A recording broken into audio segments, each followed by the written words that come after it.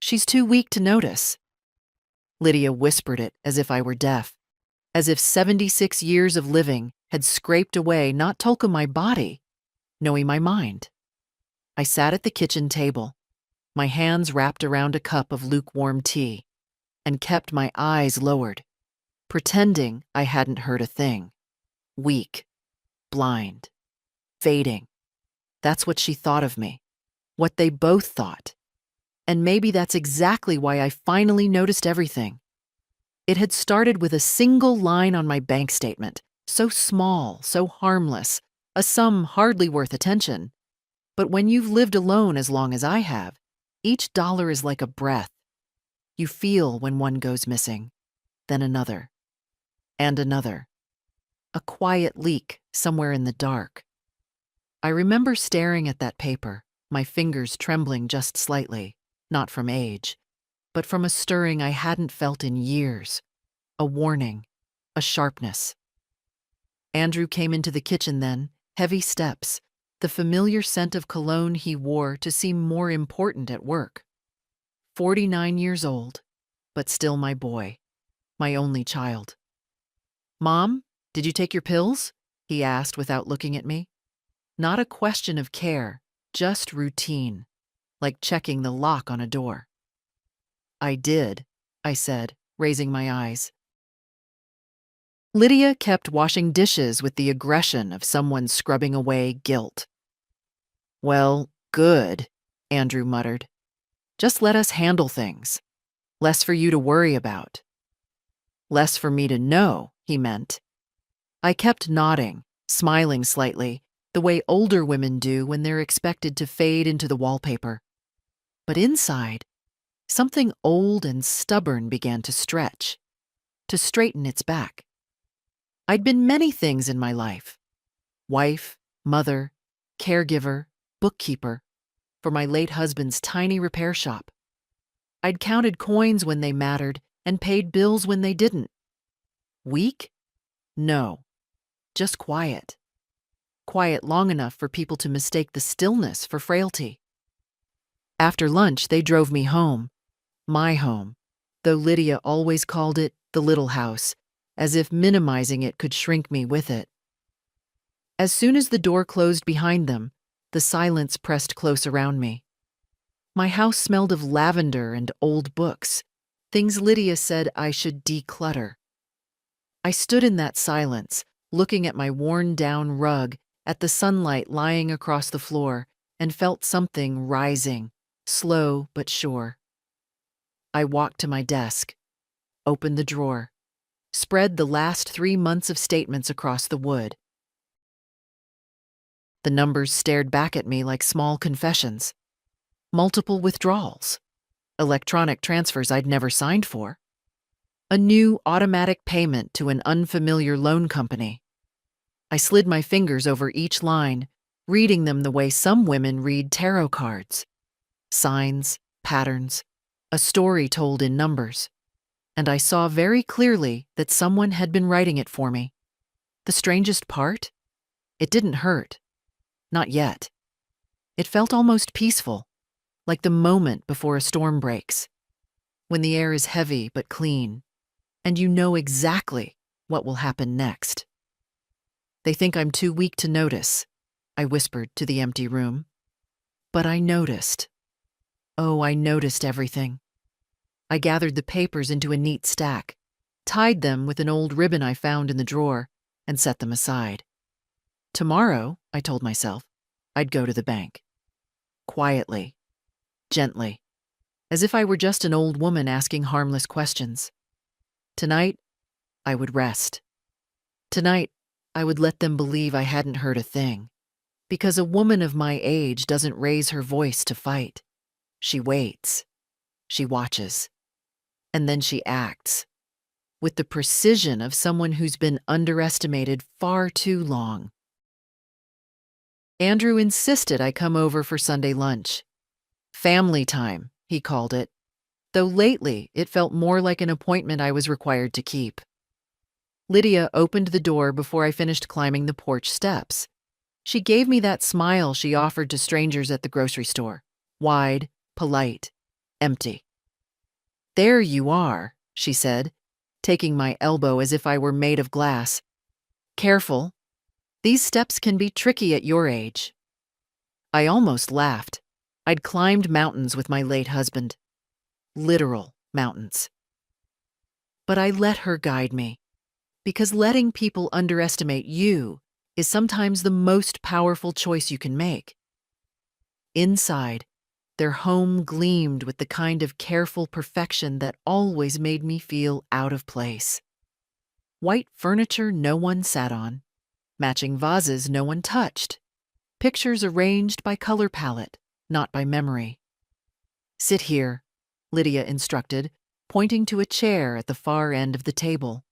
Away from the windows, away from the conversation. The place reserved for irrelevant people. I sat. Andrew joined us with 2 glasses of wine, for them, not for me. Mom, how are you feeling today? He asked, already distracted by his phone. I feel fine, I said.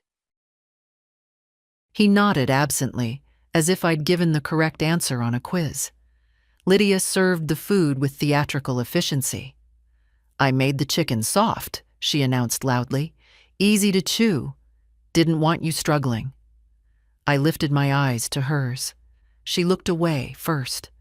For most of the meal, they talked as if I weren't at the table, about a vacation they wanted to take, a car they wanted to buy, a problem with their mortgage rate. Every now and then, Lydia mentioned something about the house or when things settle with Mom's finances, as if my life were a pending investment. I kept eating slowly, quietly. When you've lived as long as I have, you learn that stillness is a kind of strength. But then Andrew said something that made the fork pause midway to my mouth. Maybe next year we can finally move forward with the remodel, he told Lydia. Once everything with Mom's estate is sorted. My estate. Sorted. As if I weren't sitting 6 feet away, alive and warm and breathing. Lydia glanced at me, then leaned closer to Andrew, whispering, but not quietly enough for my aging ears to miss. She won't question it. She barely understands half the papers she signs. I chewed my chicken slowly, deliberately, to hide the burn under my ribs. My hearing is just fine, I said pleasantly, placing my fork down. But your voices carry. They both stiffened. Oh, Mom, we didn't mean, Andrew stammered. It's fine, I said. Eat. The silence that followed wasn't comfortable, but it was telling. After lunch, I excused myself to wash my hands. In their upstairs bathroom, I passed their office, its door half open. Inside on the desk lay a stack of printed emails. I didn't read them. I didn't need to. I saw enough in bold black letters. Loan authorization form pending approval automatic transfers. Renewal. My name was on the top of every page. My signature was on none of them. I walked back downstairs calmly, each step steady, measured. Lydia was clearing plates, Andrew wiping the table as if I were invisible. Thank you for the meal, I said softly. It was enlightening. They smiled uncertainly, unable to read my tone. Good. Let them squint in the dark for once. Outside, the sun seemed too bright after the dim politeness of their house. As Andrew helped me into my coat, I caught a glint of impatience in his eyes, as though caring for me were a chore, a burden he was too tired to carry. Drive safe, Lydia called from the doorway, waving sweetly. I walked down their steps, alone. Somewhere between their house and mine, a realization settled over me. Not like a blow, but like a key turning in a long-forgotten lock. They weren't just careless. They were planning something. Something that required me to stay quiet, confused, pliable. They thought I was an old woman losing her grip on reality. But I wasn't losing anything. I was gathering, and I had just started. Monday morning arrived cold and pale, the kind of morning that makes the bones complain before the mind catches up. I sat at my kitchen table, the same table where I'd once shelled peas with my husband and laid out the papers I'd tied with the ribbon. They looked small and harmless, like receipts from an ordinary life. But I knew better. Ordinary things become dangerous when someone thinks you're too old to see them.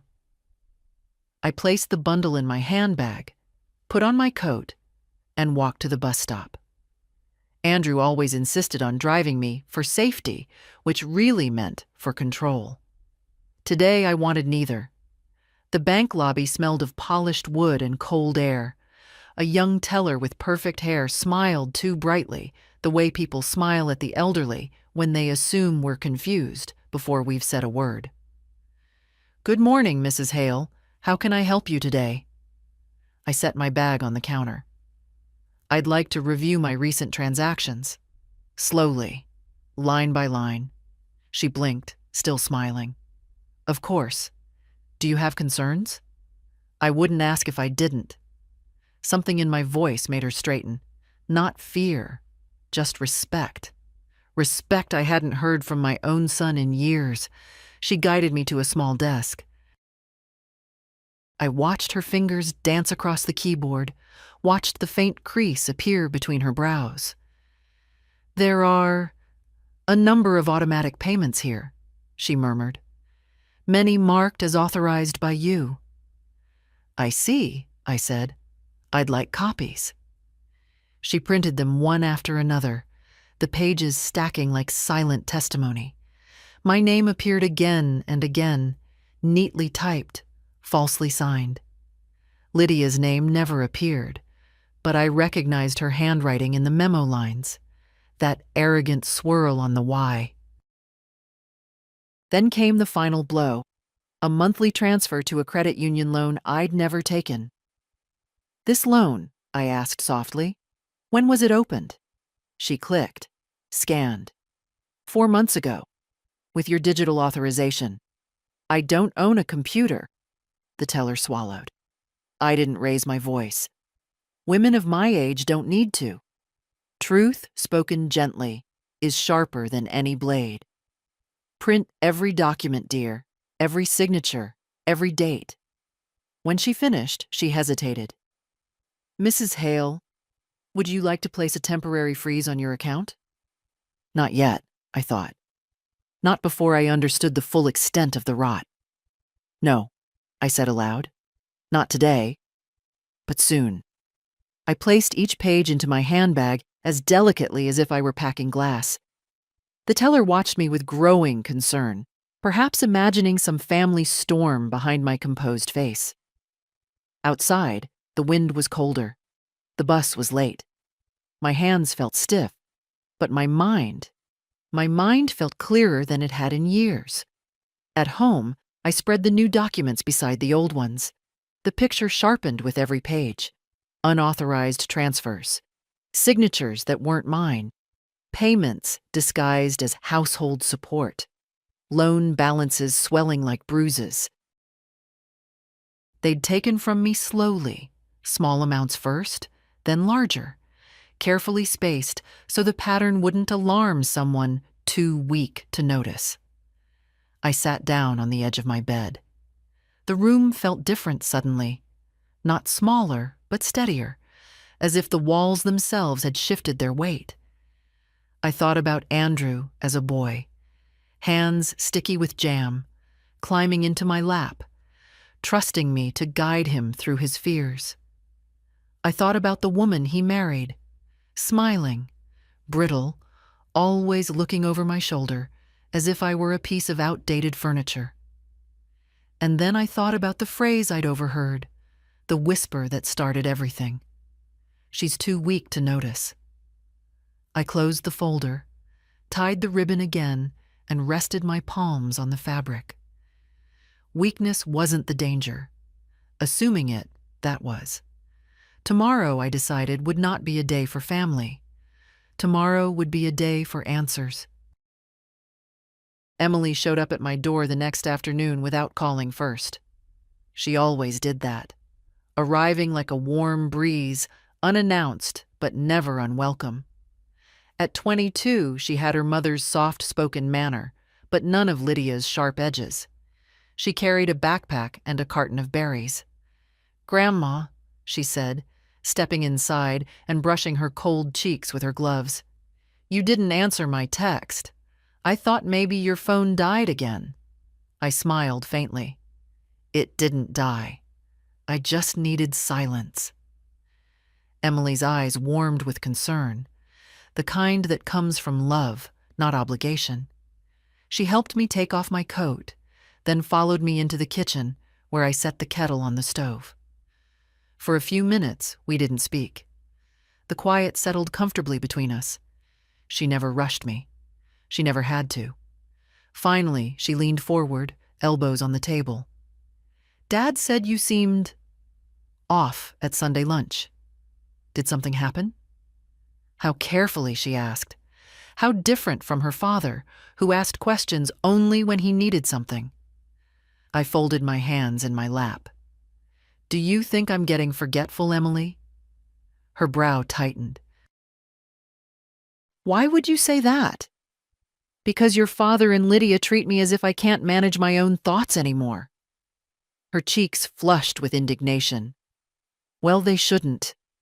You're still sharper than both of them combined." I chuckled softly, though the sound felt sad even to me. "My memory is fine. My hearing is fine. My mind is fine." I paused. "But I've noticed. Something isn't." Emily straightened.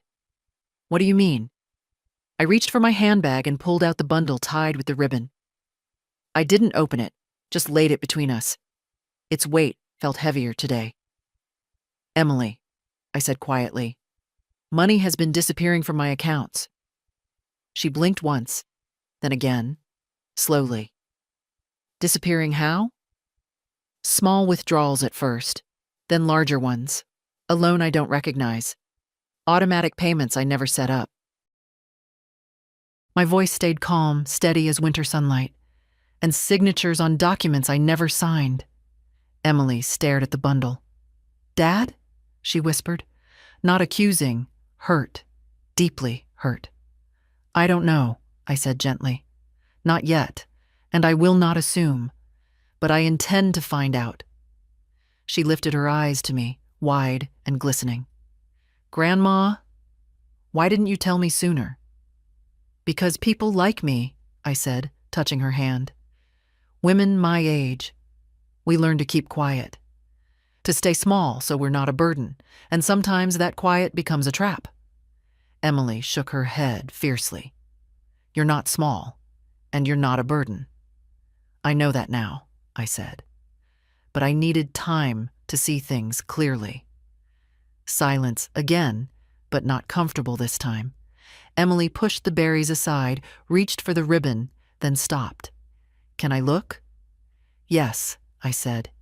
"You can." She untied it carefully, as if the papers might crumble.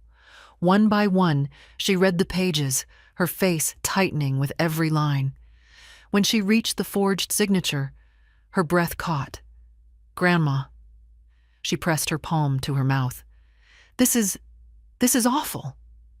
I rested my hand on hers. "Do not cry for me. I am not broken." Her shoulders shook anyway. "Listen to me," I said softly. "I needed to tell someone I trust. Someone who sees me, not what they expect me to be. And that person is you." Emily wiped her eyes, nodding hard. "So, what are you going to do?" "Something your father never expects." I exhaled slowly. "I'm going to bring in help. Quiet help. A professional." "A lawyer?" Emily asked. "No," I said. "Not yet." My voice lowered, steadier with purpose. "I need an auditor." Emily leaned back, stunned. Then, slowly, an almost mischievous smile touched her lips. "Oh," she breathed. "They're not going to like that." "No," I said. "They won't. But I'm done being the woman they think I am." The kettle whistled, sharp and sudden, breaking the heavy quiet. I stood up, poured the tea, and felt, for the first time in months, solid, prepared, awake.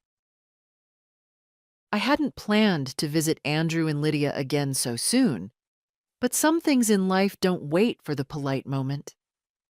The afternoon was gray and sharp, the kind of weather that presses on the joints and the heart alike.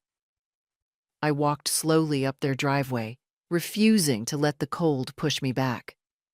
Lydia opened the door before I knocked. She always seemed to appear too quickly, as though watching from behind the curtain. "Oh," she said, plastering on a smile. "Margaret, we weren't expecting you." "I know," I replied, stepping inside without waiting for her invitation. "I came for a brief visit." Andrew was in the living room, laptop open on the coffee table.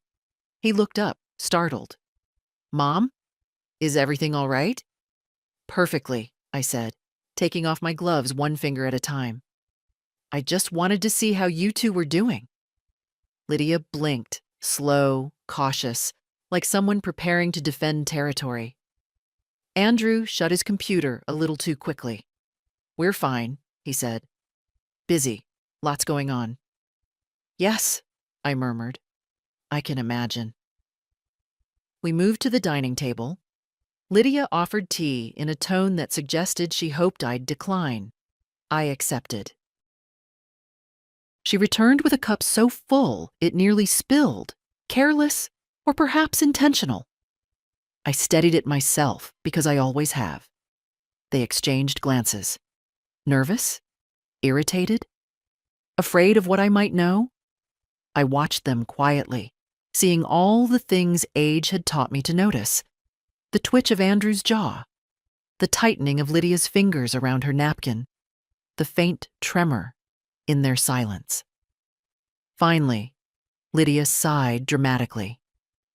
"Margaret, if this is about Sunday—" "It isn't," I interrupted. She looked disappointed. Andrew looked confused. I leaned back in the chair. "But I have been thinking lately about life, about what matters, about how people treat each other when no one is watching." Lydia's lips pressed into a thin, irritated line. Andrew forced a laugh. "Mom, you're not upset about anything, are you? You've seemed sensitive lately." "Sensitive," I repeated as if tasting the word. "No, observant, perhaps." Lydia rolled her eyes. Not openly, but enough for me to see. "Margaret, we've been doing everything we can for you. Sometimes it's just hard to manage. Everything." There it was. The same soft, poisonous condescension she always used. The tone that said, "You're lucky we put up with you." I set my cup down carefully. "You know," I said, "people often reveal themselves in small ways." Lydia crossed her arms. "Meaning?" "Meaning," I answered. "You said something the other day. Something about weakness." Her face stilled. Andrew's eyes flicked to hers. "I don't remember," Lydia said lightly. Too lightly. "I do," I replied. "I remember every word." She shifted back, trying to reclaim control. "Margaret, you're overthinking. You shouldn't take things so seriously. We're all under pressure. The mortgage, the loan, the—" Andrew cut in sharply. "Lydia!" A warning. And there. That single word. That tiny, panicked look. That was when I knew. I didn't merely suspect anymore. I knew. They had secrets. Secrets they feared I'd stumbled upon. Secrets heavy enough to make even Andrew pale. I folded my hands neatly. "I'm glad you're both doing well," I said softly. "Truly. You deserve a comfortable life." They relaxed, just slightly, mistaking kindness for surrender. But inside me, something tightened, something long sleeping, finally waking fully. I stood. "I won't keep you any longer." Andrew exhaled in relief. Lydia smiled as if she'd won something. At the door, I paused. "One more thing." They looked up. "You should know I value honesty." especially now. Lydia laughed, brittle. We're always honest with you. I nodded slowly. Good. Let's hope it stays that way. Their expressions faltered, briefly, but enough. Outside, the cold bit at my face, but my steps felt steadier than they had in years. Behind their curtain, I saw Lydia move quickly toward Andrew, her voice sharp and low, though I couldn't hear the words. I didn't need to. Because the moment she whispered them, I saw Andrew's hand lift to his forehead, the gesture of a man who knows the quiet is over. The pretending is over. The old woman they dismissed is no longer harmless, and somewhere deep inside, a line had been crossed. Cleanly, quietly, irreversibly. Tomorrow, I decided, would not be about feelings. Tomorrow would be strategy. Arthur Wynne hadn't changed much in the last 20 years. His hair had thinned, his shoulders rounded, and he walked with a careful, deliberate step. But the sharpness in his eyes was the same. That sharpness was why I chose him. He greeted me in his small office with a warmth I hadn't felt from my own son in years. Margaret Hale, he said, shaking my hand. You look steady. People usually come to me when they're falling apart. I did that already, I answered. Now I'm reorganizing. Arthur gave a low, knowing chuckle and gestured for me to sit. The place smelled of old paper and something earthy. Cigars, probably, though he pretended he'd quit. Well then, he said, leaning back in his chair, tell me what brings you. I placed the ribbon-tied bundle on the desk. He reached for it, but I kept my hand on the top for a moment. A reflex, an instinct. My life had been brushed aside so easily lately that I needed this one slow second of control. I think someone has been taking money from me, I said quietly. Not obviously, not all at once, but enough that you'd notice if you knew how to look. Arthur nodded once. And you know how to look? I used to, I said. Before people decided I shouldn't anymore. He understood without needing details. That had always been his gift. I lifted my hand. He untied the ribbon carefully, almost ceremoniously, and began to examine the documents. His expression changed gradually. First a raised eyebrow, then a small frown, then a tightening around the mouth. When he reached the forged signature, he froze entirely. Margaret, he said, voice low, this is textbook financial exploitation. I suspected, I murmured. Suspected? He tapped the stack sharply. This isn't suspicion.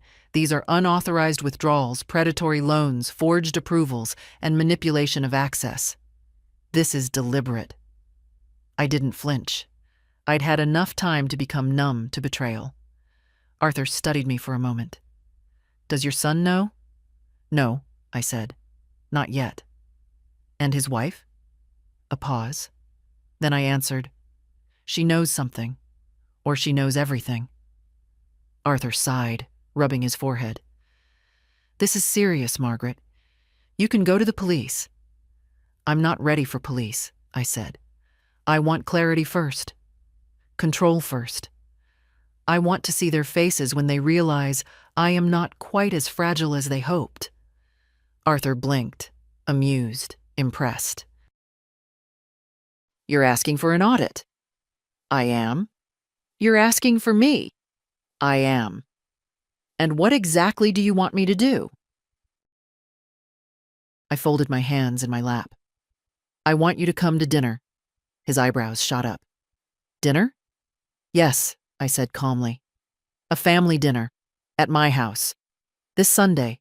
Nothing dramatic. Nothing loud. Just presents. Presents? You will bring your briefcase. You will bring your questions. You will bring your professional eyes. And you will sit at my table as if you were an old friend checking on an old woman. Arthur considered this, then nodded slowly. And while we eat, I'll go through the documents with them. Yes. And ask for clarification. Yes. And watch them sweat. I smiled. Small, steady. Yes. He leaned back again, hands folded. Margaret, you understand this won't be pleasant? Pleasant is overrated, I said. I want honesty. I want responsibility. I want the truth spoken out loud in front of me, not whispered behind my back. And you don't want to fight? No. Fights are noisy. I want something quieter, something they can't call hysteria or confusion. Arthur's eyes softened. You're doing this with dignity. I'm doing it with necessity. He gathered the papers again, aligning them with the precision only a man who lived inside details could manage. Then Sunday it is. I stood slowly. My joints complained, but I ignored them. I had ignored worse. At the door, Arthur stopped me with one more question. Margaret, when did you realize something was wrong? I looked at him, steady as stone. When someone assumes you're weak, I said, you notice every movement around you. And when someone assumes you're blind, you start to see more clearly than ever. Arthur nodded once, firm, respectful. I'll be there at 1. As I stepped outside into the cold afternoon, the wind cut through my coat, but my spine held straight. Sunday would be the beginning, and they had no idea. I woke before sunrise on Sunday, long before the house warmed, long before the birds began their thin winter singing. Age has its inconveniences, yes, but it also gives you mornings like this, quiet as breath, when the world hasn't yet decided what it wants from you. Today, it wanted truth, and I was ready. I moved slowly, not from weakness, but from intention. I washed my face, brushed my thinning silver hair, and pinned it the way my husband used to like, pulled back, neat, showing the line of my cheek. At 76, there is still dignity in a woman's appearance, and I wanted mine to speak before I said a word. The kitchen felt colder than usual, but the familiar motions warmed me, peeling carrots, cutting onions, trimming chicken the way my mother once taught me. My hands remembered even when the joints protested. I cooked not out of affection, no, that had worn thin, but because it was important the table looked like any other family meal. Normal, ordinary, harmless. Let them walk into comfort. Let them sit in it. Let the rug feel soft beneath their feet before it is pulled out from under them. Around 10, I set the table. I chose the good china, not because Andrew or Lydia deserved it, but because I deserved a table that reflected my worth, even if they had forgotten it. I polished the silver with slow, careful strokes. By noon, the house smelled of rosemary and butter. I stood in the dining room doorway, looking at the table I had prepared. Something settled inside me. Not pride, not fear, more like readiness. A woman who has survived decades of life knows when the moment has come. At 12:15, my phone buzzed. Emily, Grandma, do you want me there today?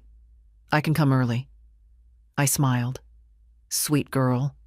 Always offering support without knowing the full weight of the situation. Me, no, my dear, not today.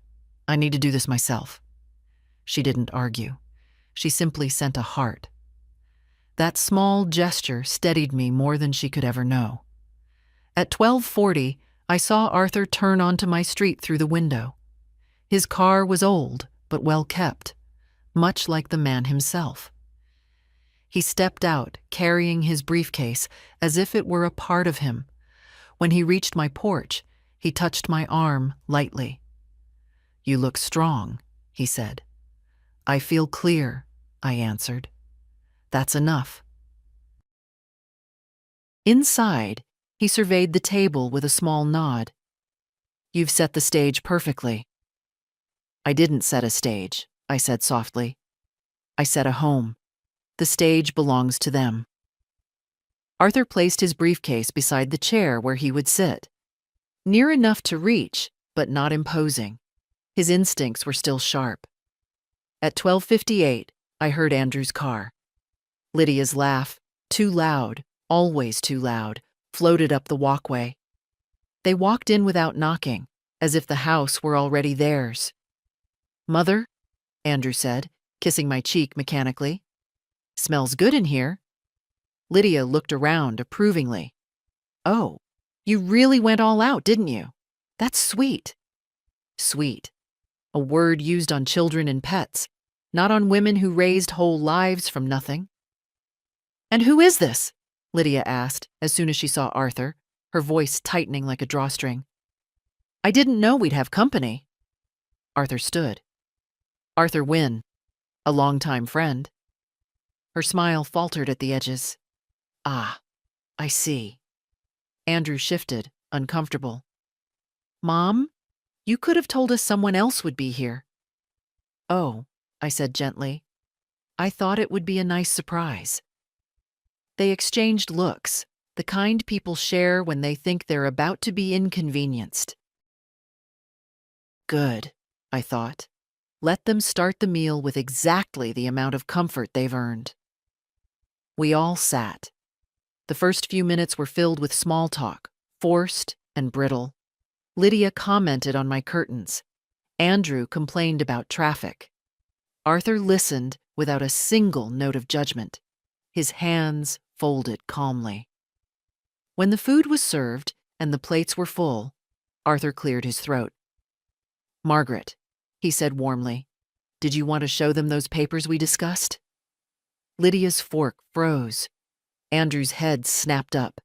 And in the stillness that followed, I felt something inside me settle into place. Not triumph, not revenge, but the firmness of a woman reclaiming her name. "Yes," I said, my voice quiet but steady. "I believe today is the right time." I could feel it the moment the air changed. It happens in certain rooms, at certain tables, when the truth is preparing to stand up and make itself heard. The temperature drops a little. People straighten without knowing why. A quiet comes over everything, dense as wool. Andrew glanced at Lydia. Lydia glanced at Andrew. Arthur opened his briefcase with the slow confidence of a man who knew exactly what he was doing. I folded my napkin in my lap and let the moment breathe. "Mom," Andrew said, trying for casual. "What papers is he talking about?" "Oh, nothing complicated," I replied, gently nudging the plate of chicken toward him. "Just a few things I wanted clarity on. I thought it best to discuss them together." Arthur laid the first document on the table as neatly as a dealer setting down a card. The simple, unremarkable paper looked suddenly sharp, almost dangerous. Lydia leaned forward. "What is that?"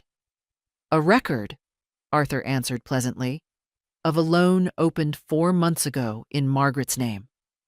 Andrew stiffened. Lydia blinked twice. Fast. Her tell. She didn't even know she did it. "That loan wasn't hers," Andrew said quickly. "Mom, didn't we talk about this?" No," I said softly. "We didn't talk about it." Arthur slid the next sheet forward. "And this one notes the digital authorization," he said. "Except Mrs. Hale does not own a computer." Lydia's smile snapped into place like armor. "You must be mistaken. These things happen. Some clerk probably clicked something wrong." Arthur smiled back, just as politely. "Possible, but unlikely. Especially when the signature on the authorization resembles yours, Mrs. Hale. Your handwriting on the grocery list I saw by the sink." Lydia's face drained of color. "Excuse me?" Andrew shot her a look sharp enough to cut lace. I sat perfectly still. Arthur continued, not hurried, not dramatic, just methodical. "Then there are the automatic withdrawals, over 30 of them. Interesting pattern. Always on the 3rd or 17th. Always routed to an account belonging to a household other than Margaret's. He placed the final stack neatly in front of me. My hands did not shake when I touched it. Lydia swallowed hard. "Are you accusing us of something?" Arthur didn't answer. He didn't need to. Andrew leaned back, crossing his arms, a defensive posture he'd had since childhood. "Mom," he said slowly, "why didn't you come to me? You're confused about these transactions." "I'm not confused," I replied. My voice felt like a thin wire pulled tight. "I noticed." The silence that followed pressed thickly against the walls. Lydia opened her mouth, then closed it again, as if tasting the bitterness of the moment. I turned to Arthur. "Would you explain the last part?" He nodded and pulled out the sheet I had not yet shown Andrew and Lydia. "This," he said, "is a forged signature." Lydia made a small, sharp sound, more a choke than a word. Andrew's face went completely still. "That's not... Mom, that's not your signature. It looks all wrong." "It should," I said. "I did not sign it." Lydia jumped in too quickly. "Margaret, maybe you don't remember signing." "I remember," I said. 3 words. Soft, precise, undeniable. I watched them both. Really watched them. The way Andrew's throat tightened. The way Lydia's fingers picked at the edge of her napkin as if trying to peel away the truth itself. Arthur sat back, letting the weight of the document speak. That was his way. Never forcing the confession, only laying out the path and letting people walk themselves into the light or the ruin. "Margaret wanted transparency," he said calmly. "Nothing more." Lydia's voice cracked. "We've only ever tried to help her." I lifted my eyes to hers. "Help doesn't hide. Help doesn't take. Help doesn't lie." Andrew inhaled sharply, almost a gasp. I reached for my water glass with steady fingers, took a sip, set it back down. Then I said, in the same gentle voice I used on Andrew when he was a boy refusing to tell me the truth about a broken window, "Well, my loves, I think it's time we stop pretending." The room didn't breathe. Not Lydia. Not Andrew. Not even me. This was the moment they finally understood. I had come prepared. I had come aware. I had come awake. And I was not done. Arthur's presence at my table changed the entire shape of the room. I could feel it in the way Andrew shifted in his chair, shoulders drawn tight, jaw clenched, as if a man with a briefcase was more threatening than any raised voice could ever be. Lydia, on the other hand, grew strangely still. Stillness in her meant calculation. Arthur rested his folded hands on the table. "I'm not here to accuse," he said gently. "I'm here to clarify." Clarify. A soft word, but I saw Lydia flinch. Andrew cleared his throat. "Mom, I think we should talk alone. This isn't appropriate." "No," I said quietly. "It is exactly appropriate." My tone stopped him the way a hand on a child's shoulder does. Not forceful, just final. Arthur opened another file. "These withdrawals began 14 months ago, consistently, deliberately." He tapped the page, and the faint sound, paper against wood, felt like a drumbeat. Lydia leaned forward. "Margaret, honey, if money went missing, you should have come to us first, not him." "Why?" I asked. "Because you already knew where it went." Her face paled. Andrew snapped his gaze to her so fast the air seemed to crack. I mean, Lydia stuttered, then straightened, smoothing her blouse. "We helped with grocery deliveries, with the gardener, with home maintenance. Maybe the bank logged something wrong." Arthur stayed calm, but the skin around his eyes tightened. The transfers were labeled household assistance for caregiver expenses, but Mrs. Hale has no caregiver. Andrew shifted again. Maybe the bank mislabeled. It was your account number, Arthur said quietly. The silence that followed was thick, like syrup slowing the air. I looked at my son, my boy who once scraped his knees climbing the oak tree out front, who used to run to me when thunder frightened him. His eyes were fixed on the table now, hands clasped too tightly, knuckles white. "Mom," he whispered. I didn't realize what Lydia was." Lydia's head jerked, fury flooding her face. "Don't you dare put this on me." Arthur raised a hand, not to silence them, but to contain the rising heat in the room. "Let's stay with the facts." Facts. The sharpest, cleanest blade. He turned another page. This signature, attempting to authorize access to Mrs. Hale's investment account, was submitted last month. Andrew stared. That's not her writing." "It isn't," Arthur agreed. Lydia opened her mouth, then shut it again, her defiance collapsing into something rawer. Fear, maybe, or the realization that she'd underestimated the one person she shouldn't have. My voice came out calm. "I don't want explanations. I don't want stories. I don't want rehearsed apologies." Andrew's eyes lifted to mine, glassy and stunned. "What do you want?" he asked. I folded my napkin, every motion deliberate. "Truth," I said, plain and spoken aloud, not whispered in kitchens, not hidden in paperwork. Lydia swallowed. "Margaret, let's not turn this into a scene." I gave her a small, almost affectionate smile. "My dear, there is no scene, just illumination." Arthur closed the folder. The sound was soft but final. "Mrs. Hale has decisions to make," he said gently, "but not today, and not in a rush." Andrew looked between us, at me, at Arthur, at the documents.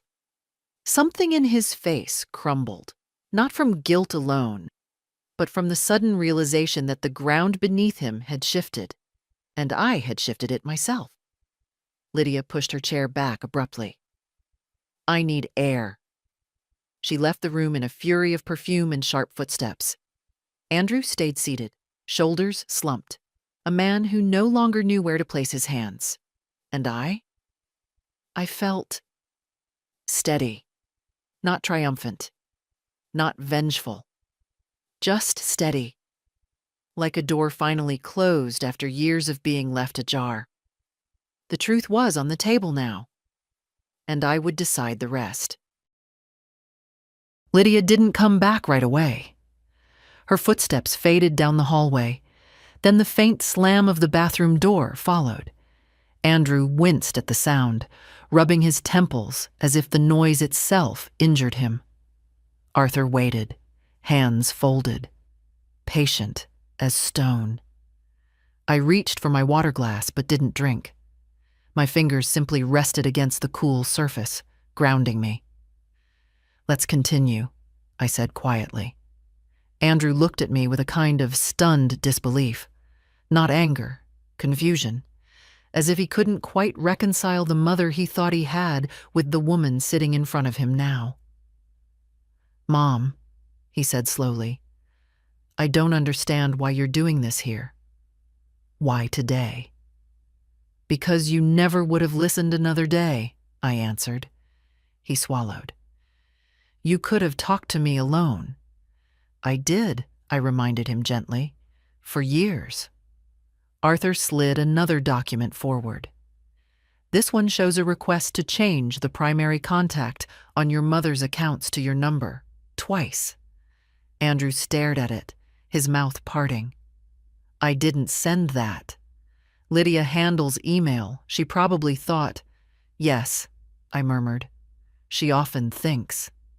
He winced. Arthur didn't push the issue.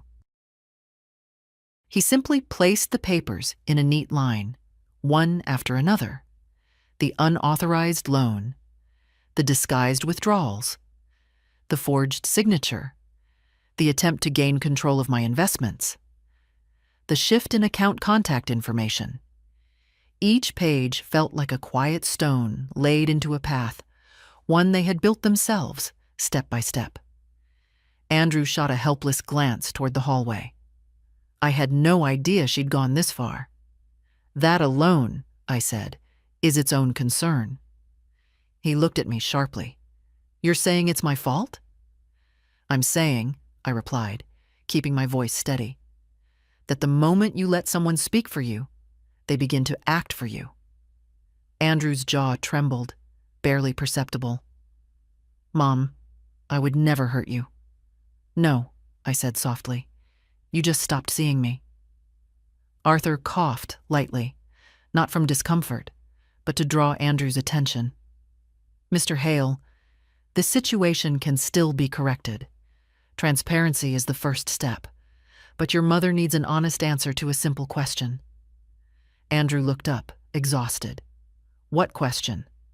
I lifted the forged signature between two fingers. Did you give Lydia permission to handle my accounts? His mouth opened, but no words came out. Honesty is hardest when it strips away the story you've been telling yourself. I didn't think she was doing anything wrong, he said finally. I thought she was helping you, helping us. She said you weren't keeping up with your finances anymore. Arthur raised an eyebrow. Did you verify that? No, Andrew whispered. And the loan in her name? Arthur asked.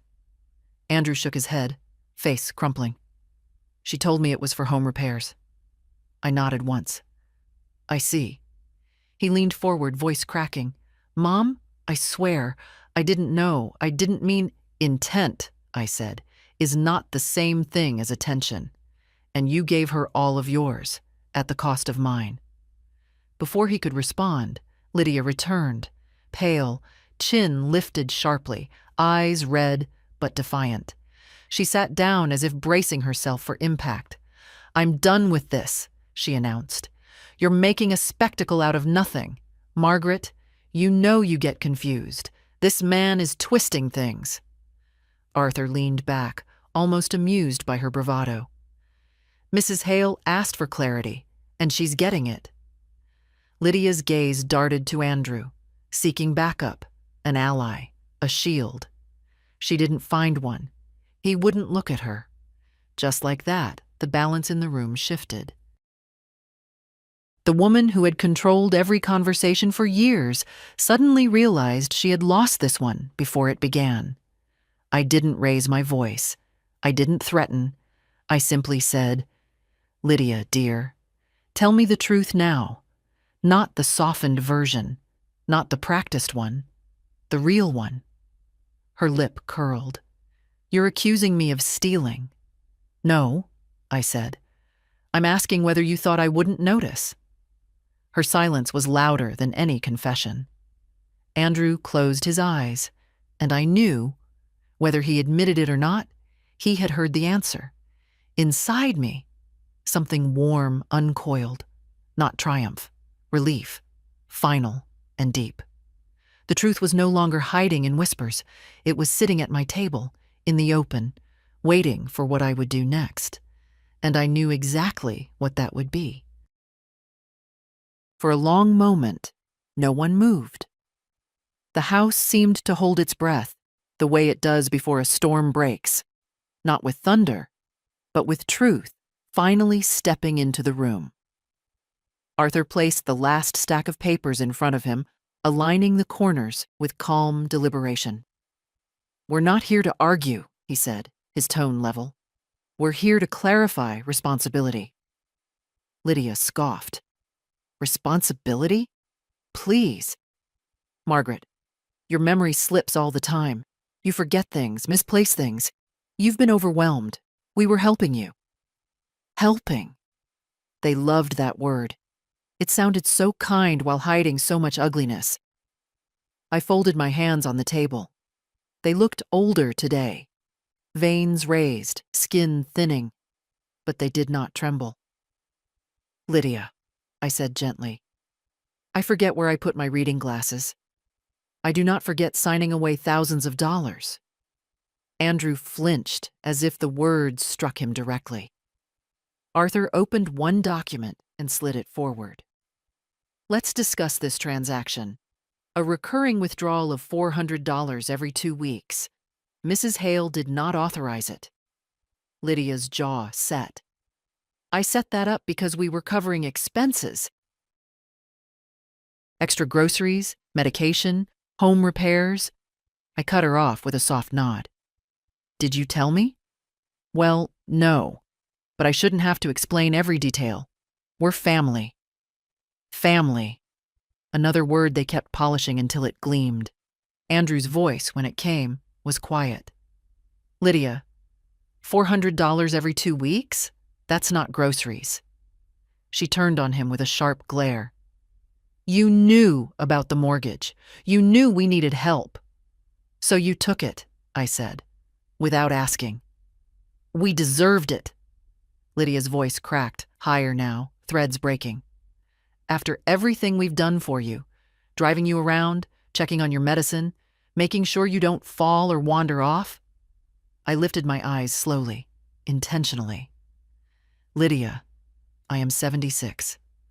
I am not wandering anywhere." Arthur cleared his throat. "And according to Mrs. Hale's physician, whom I contacted with her permission, she is in full cognitive health." Lydia's breath hitched. Andrew leaned back, face collapsing in shame. "You told me she was declining." Lydia stiffened. I thought she was. She repeats things sometimes. She asks the same questions." I gave her a small, pitying smile. "Yes. When I ask how you're spending my money and you avoid the answer, I do tend to repeat myself." Arthur placed another sheet on the table. "These purchases, luxury items, spa packages, high-end electronics, none appear to be for Mrs. Hale." Lydia's eyes darted, mind scrambling for a lie that wouldn't sound like one. "She told me I could," she blurted. "No," I said. "I did not." Her shoulders sank. I turned to Andrew, my son, my boy, the man I taught to tie his shoes, to apologize properly, to tell the truth, because truth stays when everything else falls apart. "Andrew," I said softly, "did you know about any of this?" His throat worked. Words wouldn't come, not easily. But finally, "No, I didn't. I swear I didn't." "And if you had?" I asked. He shut his eyes. I don't know." That was the most honest thing he'd said all day. Arthur leaned forward slightly, his presence grounding the room. "Mrs. Hale, you asked me to bring clarity. We have it now. The question is what you want to do with it." Lydia's eyes widened in panic. "Margaret, you're not going to ruin our lives over this. It was a misunderstanding." "A misunderstanding," I repeated. "That lasted over a year." "We can fix it," she insisted, voice trembling. "We'll pay it back. All of it. Every dollar. Just don't make this ugly." I sat back, breath slow, steady, deliberate. "This isn't ugly," I said. "Not yet." Andrew looked at me with something like dread. "Mom, what happens now?"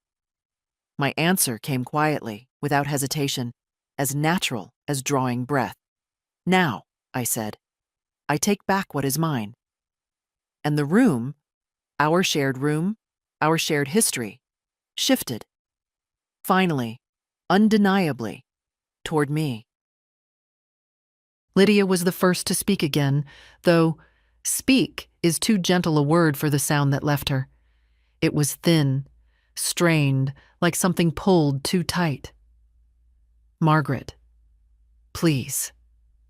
You don't understand how much pressure we've been under." Pressure. They always had a word ready to soften whatever they'd done. I rested my palms on the table. Pressure doesn't give permission. Arthur didn't interrupt. He simply observed. He had a talent for letting silence work on people like a slow, steady tide. Andrew dropped his head into his hands. "This is a disaster." "Not a disaster," I corrected softly. "A revelation." Lydia pushed her chair back and stood, too quickly, as if motion could change truth. "Fine. I made mistakes. Everyone makes mistakes. You should have come to us, Margaret. You blindsided us." I raised my eyebrows just a little. "Did I?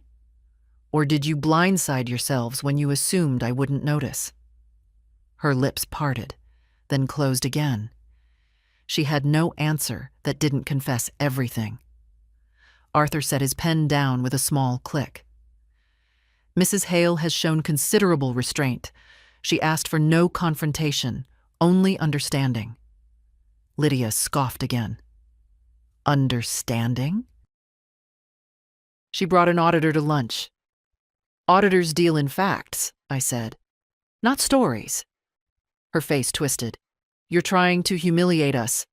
"No," I replied. "Humiliation is loud. This is quiet. Quiet truth. Quiet consequences." Andrew finally lifted his face. His eyes were wet, not tears, but a sheen of shock and shame. "Mom, I don't even know where to start." "Start," I said gently, "by listening, not defending. Listening." He nodded, defeated. Arthur opened one final folder. "Mrs. Hale asked me to review her estate documents, her account access, and any authorizations tied to her home." Lydia's head snapped in my direction. "Estate? Home? What are you planning?" "I am planning," I said, "to protect myself." "You don't need protection from us," Lydia insisted, but her voice broke on the last word. Arthur continued, undeterred. "As it stands, Andrew is listed as a secondary contact and emergency decision-maker. Mrs. Hale has the right to change that at any time." Andrew froze. "Mom, are you removing me?" I met his eyes, steady, unblinking. "I am removing your access. Not my love, but your access." Lydia let out a sharp breath, more of a hiss than a sigh. "You're going to turn Emily against us too, aren't you?" "She turned herself," I said quietly, "by telling the truth when you would not." That hit its mark. Lydia sank back into her chair, as if something inside her had finally, irreversibly cracked. Andrew rubbed his forehead. "Mom, I swear I never meant—" "I know," I said, "but neglect is not innocence." The words hung between us. Heavy. True. Arthur folded his hands again. "Mrs. Hale has already asked me to prepare documentation, account freezes, revoked authorizations, a full audit summary." Lydia went pale. "You're destroying our family." "No," I said softly. "I am restoring myself." Her eyes filled, not with remorse, but with fear. The kind of fear that comes when consequences finally arrive wearing your own name. Andrew whispered, "Mom, what do you want from us?" I took a slow breath, letting the truth settle before speaking it aloud. "I want honesty," I said. "Not one more lie, not one more whisper behind my back. And after that, I want distance, enough distance for me to breathe." Lydia reached for Andrew's arm. He didn't move toward her. Not this time. Arthur closed his briefcase with quiet finality. "The next steps will be simple," he said. Yes. For the first time in a long time, the next steps were mine. Arthur's briefcase clicked shut with a sound that felt strangely like a door closing behind everything I had tolerated for far too long. Andrew sat motionless, shoulders rounded not from anger, but from the sudden collapse of the story he'd been telling himself for years, that he was the protector, the responsible one, the son who always meant well. Lydia looked smaller too, though not humbled. No. Her smallness came from fear, the brittle kind that makes a person lash out or fall apart. She hadn't decided which yet. I was the one who broke the silence. "I've made my decision," I said calmly. Andrew lifted his head, eyes red, jaw tight. "Mom, whatever it is, please don't do anything drastic." "Drastic?" I echoed softly. "No, drastic would have been pretending I didn't see what you both were doing." Lydia's mouth twisted. "We didn't do anything." "Enough," I said quietly. The word wasn't loud, yet it cut cleanly through her protest. No more small lies. Arthur placed a single sheet in front of me. "This," he said, tapping the page, "is the document revoking all financial access for both Andrew and Lydia. Completely legal. Immediate upon signature." Lydia inhaled sharply. "What?" "You can't, Margaret, you can't do that. How are we supposed to help you?" "I will hire help," I said. "Help that doesn't come with hidden charges." Andrew flinched. Arthur continued gently. "She can designate a new trusted contact if she chooses." Andrew swallowed, voice hoarse. "Mom, are you choosing Emily?" I looked at him, really looked at him. I saw the disappointment in himself, the shame, the fear of losing whatever piece of me he still believed belonged to him.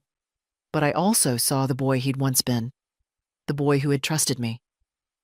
"Emily," I said, "has earned trust by offering care without taking anything. She is my new contact." The words didn't tremble, not even a little. Lydia let out a shaking breath. "So that's it? You're giving everything to her?" "No," I said. "I am giving control to her. Not inheritance, not money. Control of communication. Access to nothing except honesty." She scoffed. "And what about us? What are we supposed to be?" "You," I said softly, "are adults. You will manage on your own." Andrew pressed his palms together. "Mom, please, I can fix this." "Can you?" I asked. "Or can you only regret being caught?" His face cracked. Pain, guilt, something sincere finally surfacing. But sincerity is not the same as responsibility. I waited for Arthur to speak again. "Mrs. Hale," he said, "this second document allows you to establish a protected account.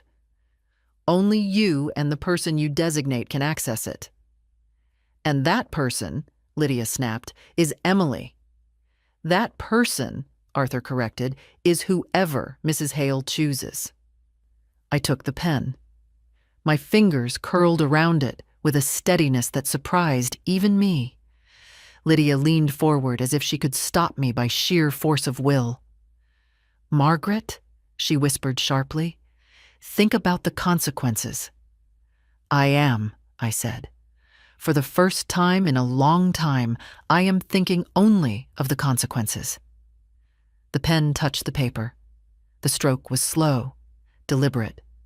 My name, my real name, not the one they had scribbled on stolen documents, took its rightful place.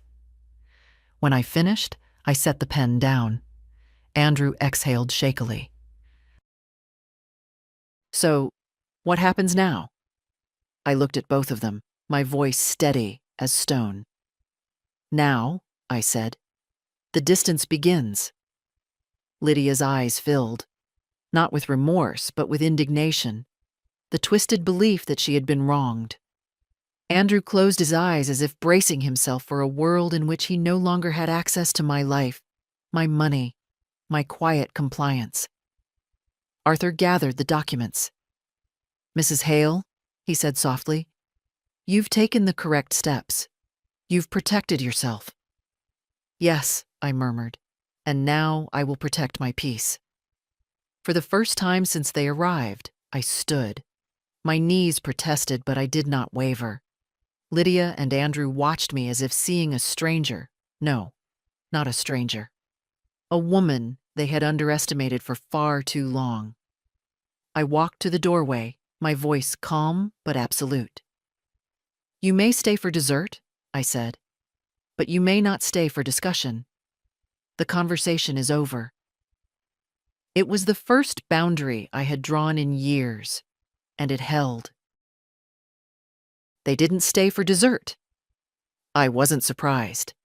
Lydia was the first to rise, her chair scraping sharply against the floor, a graceless, indignant sound that told me more about her than any apology ever could.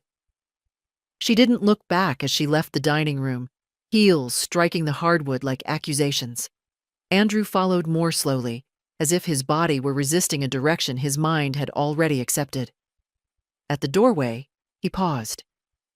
"Mom?" His voice was soft, unfamiliar. I didn't know how far things had gone. I should have paid more attention." "You should have listened," I said gently. "Listening is the first form of love." He winced, just slightly, but he didn't argue. Maybe for the first time in our lives, he understood he had nothing left to defend. He nodded once, almost a bow, and stepped outside. Lydia was already walking toward the car, arms crossed, face tight with fury she wasn't brave enough to name. The engine started. The doors slammed. The car disappeared down the street. When the silence settled, it didn't feel empty. It felt earned. Arthur helped me clear the table. He wasn't a man of many words, but he nodded approvingly as I gathered the silverware. "You handled yourself with dignity," he said. "Dignity," I echoed quietly. "It costs more than money, but it lasts longer, too." He smiled at that. Soft? Tired? Two old souls, both of us. He placed the last of the documents into his briefcase and stood by the door. "I'll finalize everything this week," he said. "Account protections, new access rules, a full audit summary for your files." "Thank you, Arthur." He hesitated, his voice lowering. "You didn't deserve any of this." "Most women don't," I said. "But we endure." He squeezed my hand with a warmth that reached a place in me I hadn't known was cold. Then he left, and the house closed softly behind him. When I finally sat down, the exhaustion reached me. Not the physical kind, but something deeper. Betrayal has weight, even when confronted, especially when confronted. I rested my palms on the table where the papers had been laid, where lies had surfaced into truth. My hands shook, not from weakness, but from the release of holding myself so still for so long. A few minutes later, my phone buzzed. "Emily. Grandma, is everything okay? Did the lunch go all right?" All right. Such a small word for such a heavy day. I typed slowly. "Me. It went as it needed to." Almost immediately, she responded. "Emily. I'm coming over. I don't want you alone tonight." A part of me wanted to tell her not to let her continue her life untouched by the weight of mine. But another part, something older, softer, knew I needed her presence more than I wanted to admit. She arrived within 20 minutes, cheeks flushed from the cold. The moment she stepped inside, the house warmed, as if acknowledging her as something good. She wrapped her arms around me, not gently, but firmly. The embrace of someone who knew I wasn't fragile, even though I was human. "Grandma," she whispered, "I'm so proud of you." Those words, that simple kindness, undid me more than anything Andrew or Lydia had said. I pressed my forehead against her shoulder, my breath unsteady. "I didn't want it to come to this," I murmured. "I know," she said. "But some people leave you no choice." We sat on the couch, a blanket over our laps. She brewed tea, switching the kettle on with the ease of someone who had done it 1,000 times, though she rarely visited as often as she wanted. The house was quiet, the kind of quiet that arrives only after a storm. A clean quiet. A healing quiet. Emily leaned her head on my shoulder. "You're not alone, Grandma. Whatever happens next, I'm here." I stroked her hair lightly. "I know, my dear. And now that is enough." Outside, the night deepened. The streetlights flickered on, stretching shadows across the yard. I watched them from the window, feeling not forsaken, but free. A day had ended. A life had shifted. And tomorrow would be mine.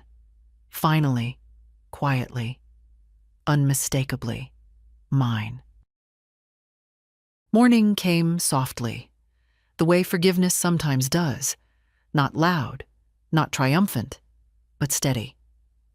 I woke to the muted light slipping through my curtains, a pale gold that made the room look almost new. Emily had stayed the night in the guest room, though I hadn't asked her to. She said she wanted to make sure I slept. I hadn't realized until then how long it had been since someone cared whether I rested at all. I moved slowly through the house, hand gliding along familiar walls. Nothing had changed, yet everything had shifted. I felt lighter, not younger, age doesn't reverse, but clearer, as if someone had opened a window in a room that had been closed for too many years. The kettle whistled. I poured tea into my favorite mug, the one with the faded blue rim.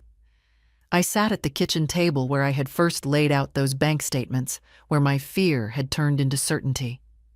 Today was not a day for fear. Today was a day for closure. At 10 o'clock, Arthur arrived. He brought a folder, thin, neat, final. He placed it on the table with the same respect he had shown me from the start. "It's done," he said gently. "Your accounts are frozen to all external access. The protected account is active, the revocations have been filed, and Emily is now your designated contact." I nodded, not with excitement, but with quiet gratitude. "Thank you, Arthur." He hesitated. "If there's anything else—" "There isn't," I said. "Now I simply move on." He smiled in that small, warm way he had. Most people don't handle things with this kind of grace. "Grace," I murmured, "is just the courage to stay still while the truth settles." When he left, Emily came into the kitchen, still in her pajamas, hair tousled from sleep. She poured herself a cup of tea and sat across from me like she'd been doing it all her life. "Are you okay?" she asked. "Yes," I said. "For the first time in a very long time. Yes." She reached across the table, taking my hand. "They'll reach out eventually. Dad will, at least." "If he does," I said, "I'll listen. But I won't let them cross the line again. Some doors need to stay closed until knocking becomes sincere." Emily nodded thoughtfully. "Do you want to see them today?" "No," I said. "Not today." Outside, the wind stirred the last leaves on the maple tree. I watched their soft trembling, and for a moment I felt my own reflection in them. Not fragile, but finished with a season. I spent the afternoon at the bank, signing papers slowly, carefully. The clerks were kind, attentive in a way they hadn't been before, as though they saw me differently now. Or perhaps I simply stood differently, straighter, more certain of the space I occupied. By the time I returned home, the sun was sinking. Emily had cleaned the kitchen, folded blankets, lit a small candle on the mantel. The house felt warm again, mine again. As evening settled, she sat beside me on the couch. "Grandma," she said softly, "you did something brave." I shook my head. "No, my dear. I did something necessary. There's a difference." She leaned her head against my shoulder. We stayed that way until the candle burned low. When she left, the house grew quiet, but not lonely. Quiet like a page turned. Quiet like the breath between chapters. quiet like a woman who knows her worth and does not need permission to keep it. I stood by the window, looking out at the streetlight casting long shadows across the yard. For once, the shadows didn't look like threats. They looked like boundaries. And boundaries can save a life as surely as love can. I whispered, maybe to myself, maybe to the world outside my window. I noticed. I always noticed. And I chose myself. A small truth, spoken softly, yet strong enough to carry me into every tomorrow. And to you, whoever is listening to this old woman's story, let me say this. The one thing I learned too late, but not too late to pass on. Don't wait for someone else to honor your worth. Do it yourself. And if this story touched something in you, leave a sign of your presence. A small gesture, a quiet echo. We all deserve to be heard.